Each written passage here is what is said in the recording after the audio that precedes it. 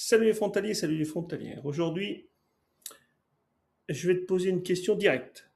Si tu décèdes demain, ton conjoint reçoit combien de ta caisse de pension? Alors la plupart des frontaliers avec qui j'en discute, je pose des questions, me répondent bah, je suppose qu'il est ou qu'elle est protégée. Ouais, supposer sur ce sujet-là, c'est quand même prendre un risque important. Parce que dans certains cas, et je vais te les montrer chiffres à l'appui, la réponse est presque rien, voire rien du tout. Et dans cet épisode, on parle de quelque chose que personne n'aime aborder, mais que tout le monde devrait comprendre. Avant de commencer, juste un point important. Ce n'est pas un conseil financier. Ce que je partage ici, c'est mon analyse, mon expérience et mon regard après plus de 25 ans passés à travailler avec les frontaliers. Chaque situation est différente et les décisions doivent toujours être prises en fonction de votre situation personnelle. En revanche, si vous cherchez à mieux comprendre les sujets liés aux finances des frontaliers, ben vous êtes clairement au bon endroit. La loi suisse prévoit une rente de survivant pour le conjoint en cas de décès. Mais cette rente n'est pas automatique pour tout le monde. Elle est soumise à des conditions précises et c'est là que ça devient important. Pour avoir droit à une rente de veuve, de veuf, il faut remplir au moins une de ces deux conditions. La première condition, c'est avoir au moins un enfant à charge ou un enfant en formation. En fait, c'est jusqu'à 18 ou 25 ans. La deuxième condition, c'est être âgé de plus de 45 ans et que le mariage ait duré au moins 5 ans. Si aucune de ces deux conditions n'est remplie, le conjoint survivant ne reçoit pas de rente. Il reçoit une indemnité égale à 3 rentes annuelles. Et c'est tout. Parlons maintenant d'un cas concret. On va parler de cas concrets. Prenons le cas, par exemple, de Thomas et Julie, mariés depuis 3 ans, 38 ans tous les deux, pas d'enfants. Thomas travaille en Suisse, bon salaire, cotise bien son deuxième pilier depuis 10 ans, bref.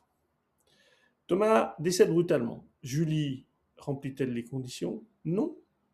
Pas d'enfants à charge et moins de 45 ans avec moins de 5 ans de mariage. Ce qu'elle reçoit de la caisse de pension de Thomas, une indemnité équivalente à 3 rentes annuelles.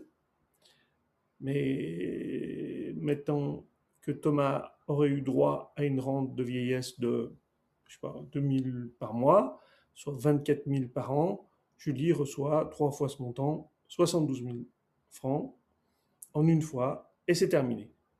Pas de rente mensuelle, pas de protection à long terme, une somme unique, et ensuite, Julie se débrouille. Est-ce que Thomas le savait? Bah, presque certainement pas. Est-ce que Julie le sait aujourd'hui? Probablement pas non plus. C'est exactement ce genre de situation qu'on découvre quand on ne lit pas le règlement de la caisse de pension.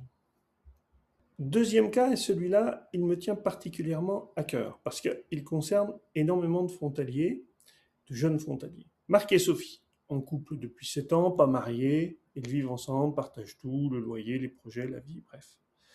Marc travaille en Suisse depuis 6 ans, cotise à son deuxième pilier. Marc décède. La loi suisse ne prévoit rien pour les partenaires non mariés. Rien. Rien. Zéro. Par défaut, Sophie ne reçoit absolument aucune prestation de la caisse de pension de Marc. Maintenant, et c'est le point crucial, certaines caisses de pension peuvent prévoir des prestations pour les concubins dans leur règlement, mais deux conditions doivent être remplies. Soit ils ont un enfant commun, soit ils vivent ensemble depuis au moins 5 ans. Marc et Sophie cochent la case des 5 ans, donc techniquement, Sophie pourrait être protégée. Mais il y a un détail que personne ne dit. Marc devait déclarer Sophie comme bénéficiaire à sa caisse de pension de son vivant. Par écrit, selon la procédure exacte de sa caisse, un testament ne suffit pas, une déclaration de concubinage ne suffit pas non plus. Il fallait faire la démarche spécifique auprès de la caisse. Marc ne l'a pas faite parce que personne ne lui avait jamais rien dit de cela. Et Sophie, résultat, ne reçoit rien. Alors, qu'est-ce qu'on fait avec ça? 3 actions concrètes. 1, tu sors ton certificat de caisse de pension. Tu le reçois chaque année, en début d'année. Il est probablement dans un classeur, dans un tiroir, ou dans tes mails. Et tu regardes la section prestations en cas de décès. C'est écrit noir sur blanc. Deuxième action, tu lis le règlement de ta caisse. Ou, si tu veux t'épargner ça, tu appelles directement les RH de ton employeur pour demander ce qui est prévu pour ton conjoint ou ton partenaire. Et 3, si tu es en concubinage, tu fais la démarche de déclaration auprès de ta caisse maintenant, pas demain, maintenant. Parce que si tu attends, c'est trop tard et par définition, ce sera trop tard s'il t'arrive quelque chose. Si tu veux qu'on regarde ensemble les détails, c'est exactement ce qu'on fait dans un bilan 360. On ouvre le certificat, on lit les conditions, on identifie les angles morts, parce qu'il y a peut-être d'autres garanties qui ont été prévues par ailleurs sur d'autres contrats. Bon, bref, avant que tout ça ne coûte très cher. Voilà, la question que je te pose en cette fin d'épisode, et je voudrais vraiment que tu y réfléchisses ce soir, c'est simple, c'est est-ce que tu sais ce que ton conjoint recevrait si tu n'étais pas là demain? Si la réponse est je suppose que ça irait, ben, je pense que c'est le moment de vérifier. Je te mets un lien vers mon agenda pour qu'on en parle. Et si tu as appris quelque chose, partage-le. Il y a sûrement quelqu'un autour de toi qui devrait entendre ce message.